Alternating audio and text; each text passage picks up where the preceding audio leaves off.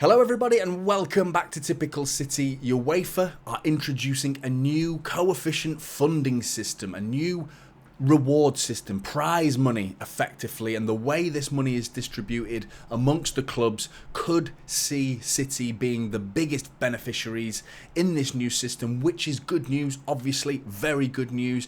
And also, do City now have an inside man within UEFA, an inside man that could help reshape and reform the image that's quite a negative one in European football of Manchester City and ultimately protect us? Could this be a great day for Manchester City? And going forward, our standing in UEFA could well be completely shifted, and our City and UEFA now shaking hands, an image I never thought would ever happen, to be honest, but could that be the case? But in other news, I did want to talk about a difficult subject. Chris Drysdale is someone who I didn't know. I didn't know the individual, and for those of you that don't know him either, he sadly took his life recently. Big City fan, I believe, really big City fan. The amount of messages that have come pouring out, it was unavoidable to hear this news, particularly if you're on Twitter as well. If you saw some of the outpouring of emotions and nice messages towards him and his family. The man took his own life, sadly. And I just wanted to make the comment on here, really, to pay my respects to the guy, and also to offer anyone who's going through a similar situation and feels like they don't have anyone to talk to. That's something I'm privileged enough to have people to talk to, close family members of mine that I can happily talk to. And I wanted to give anyone who's watching this someone to talk to, really. You've got my email address. Just click on the About section on the YouTube channel. Anything at all. Genuinely, I would rather you email me than take your own lives, and I'm not going to act like a professional. I'm far from it. I might not be able to help you in a professional sense, but I could help you to the point of walking away from a conversation and just feeling a little bit better that you've at least opened up about something and cleared your mind and emptied your thoughts. Come to me, please. I would much rather you do that. Please use my email address. Even if it's really bad, I'm happy to give my mobile number to anyone asks it, and give me a call. You know, genuinely, we should talk to one another more frequently, and don't be afraid to seek help. That's the message I really wanted to give you. Albeit I don't know the guy, it's just sad to see, and it doesn't matter if you're a City fan. I know this is being brought to your attention because he was a Blue. This is obviously a City channel. If you're not a City fan watching this, same applies. Doesn't matter if you're a City fan, United fan, Arsenal fan, Liverpool fan, anyone, genuinely anyone. Feel free to message me anytime on typicalcity9320@gmail.com. But moving on to the UEFA news, which is interesting. It is interesting to see how this is going to shape football and the funding, because obviously we've got the new format, which is going to be more of a leagued format rather than, or new groups rather, and increasing team sizes as well, which is how that's going to play out. It's going to be interesting, but there's more money being distributed now. There is going to be a 10% reduction to payments based on that country's TV market. Okay, so I'm all for that. Instead, as it should be, and as it should have always have been, performance-based. And your ranking in UEFA now, City now find themselves top.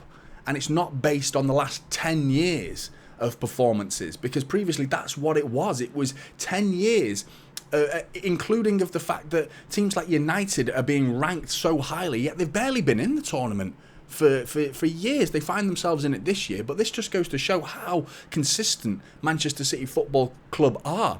Is the fact that every year now we're like, who's in that top four? Who could it be? Who could it be? Everyone goes, well, City are a given. We're the only given. We are the only given, which is an indication of why this club is such a fantastically well-run football club on and off the football pitch.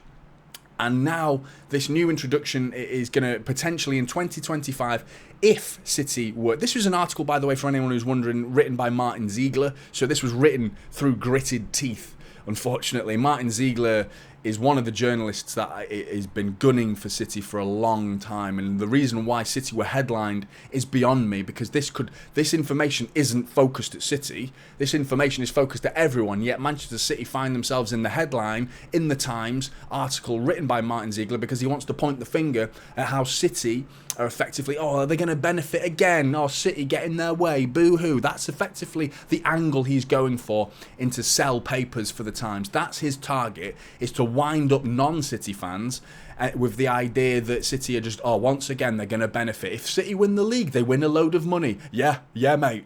That's how it works. That's how it should always have worked, you know. You win the trophy, you get paid. You get your prize money, you get your reward. I don't see any other outcome. I really don't understand why that's so difficult to understand, and how this whole it goes back beyond 10 years with teams like United and Liverpool who have been in and out of the Champions League, in and out, not consistently in it like we have for the last decade, at least decade. I can't remember the actual year we went in. I think it was 2012-13 season is when we first entered the Champions League, and we've been in it ever since. You know, so that's the reason we are ranked so highly now. We were ranked highly before we even won it. And now we find ourselves as the champions of Europe. We find ourselves at the top, ahead of Real Madrid. As in their ranking, you might not like it in club ranking. Other people might want to rank their teams via history, which I know United fans and Liverpool fans, they obsess over that because that's all they have right now. Their futures are bleak, and their history is much prettier. So they look backwards. City are looking at the present. We can even look at our history. We can go 10 years back and still boast a history that's better than their last 10 years. You know, so we're doing it both ways. We're looking that way, got eyes in the back of our heads going that way, and at the present, right now, it's just success surrounding this football club right now. Left, right, up, down, whichever way you want to look, success. That's how it runs at Manchester City. This is just good news, because now I think it makes it fairer for the game, and ultimately that's what it should be. And the idea that City benefit, if in 2025 the figures reported suggest that instead of winning 120 million, which City won this year as prize money, it would go up in 2025 when this new coefficient funding system is introduced to 160 million, so an extra 40 million pounds, which could be a player. Effectively, if you want to make it in layman's terms, I know the prize money doesn't directly go towards transfers. I know fans like to think that prize money equals more players. It doesn't work like that at the end of the day. A lot of clubs tend to line their own pockets with this money. Ask United, if they won a load of prize money, do you think they're going to go and splash the cash on a crop of new players? No, the Glazers are going to pack it in their pockets, mate. That's how it works. Some owners like to invest more in the club, some line their pockets more. It depends on the club. But from our point of view, City are one of 4 sides in the top 7 of this new UEFA ranking, with City, United, Chelsea and Liverpool finding themselves in there. How United are in there is beyond me. Chelsea won it recently, beating us in the cup final. Liverpool won it recently. City have won it recently. United, what are they doing in there? You know, they're barely in the tournament. They're in it this year, but see how they do, shall we? I mean, yeah, unbelievable. But City finding themselves top now, ahead of Real Madrid. Rightly so. Then on to other news.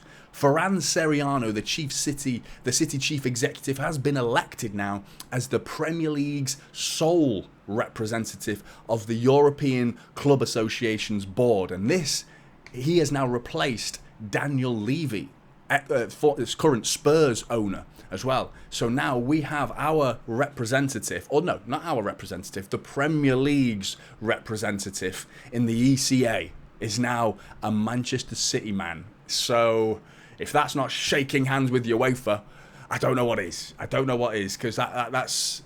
I'm not too sure what to make of this news. I'm really not, because we have to be honest with ourselves, City fans.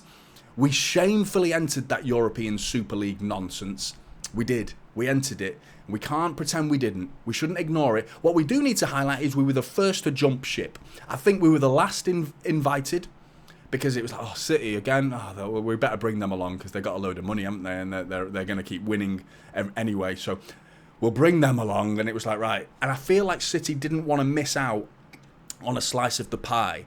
So it was like, right, well, I think City almost reluctantly, I am making a bit of an excuse for the club here. They shouldn't have done it. They shouldn't have joined that Super League suggestion. But we were the first to announce we're out, we're leaving. After the fans' backlash was evident for all to see, we jumped ship and we're out of that. We don't want anything to do with it because of City's backlash. We went to the Etihad, as did a lot of other fans to their clubs. We put shame on outside the Etihad gates. We put like banners up saying shameful, things like that for the City ownerships, the staff at City to see that and hear the voices and opinions of these City fans who were vocally against this, and as they should be, because it shouldn't happen. It really shouldn't happen. But now Ferran Soriano finds himself as the Premier League sole representative for the ECA.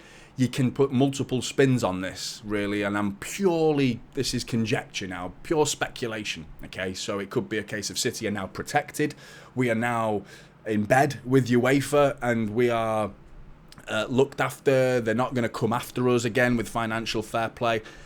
If there's some sensibility to this, then I'm happy. And it's like, okay, you're allowed in. It's sort of like the inner circle, isn't it? It's like, are you in or you're out? And if you're out, you're nobody. If you're in, you're somebody.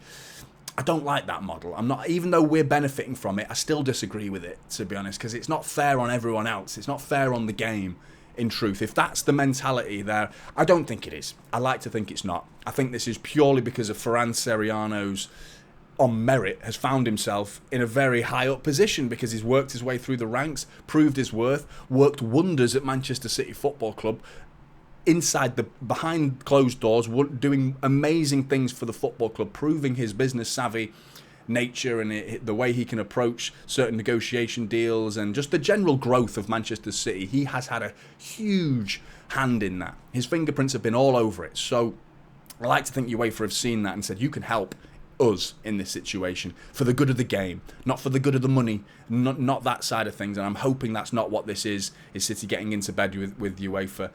But I do think this is ultimately a good thing. I really do. But Blues, what do you think about the new coefficient funding system? Do you think it's a good introduction? Do you think it's fairer? Surely you do. Ferran Soriano, we've now got an inside man. Is that a good thing? Probably is. Or do you think there's some funny business, hey, going on there? Is City now being a bit conniving themselves? We'll have to wait and see. I don't think that's the case. That's my opinion. I think this is good for the club. But Blues, get your comments in below. I'd love to hear them. Like and subscribe. Typical City is the channel, and I'll see you in the next one. This is Typical City now, holding up silver.